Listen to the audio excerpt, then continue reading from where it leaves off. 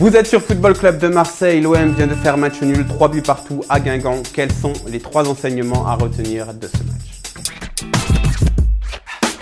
Le premier, c'est une gigantesque frustration parce que l'on menait 2-0 au bout d'un quart d'heure de jeu. On avait le match en main, on avait pratiquement la Ligue des Champions en main parce qu'on remontait sur le podium et avec 2 matchs chacun, donc 4 matchs restants pour Lyon et Monaco combinés, il y en aurait bien un qui aurait fait un faux pas. Ben demain, même s'ils font un faux pas, on ne remontera pas sur le podium. Donc ça laisse un énorme sentiment de frustration parce qu'on menait 2-0 et au final, on est tout près même de perdre ce match. On est mené 3-2 à 10 contre 11, terrible, un gros gâchis.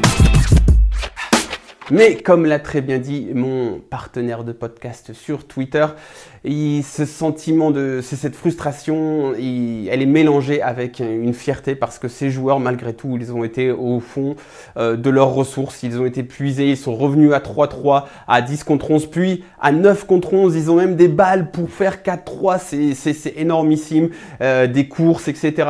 On ne peut que regretter que ça n'ait pas été fait avant. Frustration, c'est le sentiment qui prédomine, mais après, il faut quand même parler de fierté parce que certains joueurs, enfin même l'ensemble du groupe a quand même montré qu'ils méritaient de porter ce maillot de l'Olympique de Marseille. Et enfin, on va quand même terminer sur une note négative parce que cette soirée, elle est négative dans l'ensemble.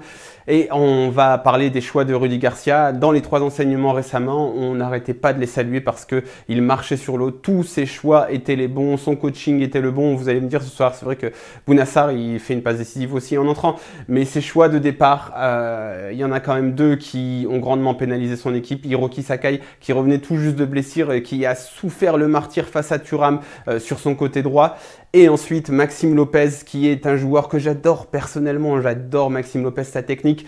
Et je suis pas contre le voir dans cette position un peu reculée. Mais lorsque l'on a le ballon, lorsque l'on subit, comme on l'a fait à partir de la 15e minute, c'est un désastre. C'est un désastre, il n'y a plus d'impact. Et on perd le contrôle du jeu tout simplement parce qu'il nous faut du muscle. Et on n'en avait plus.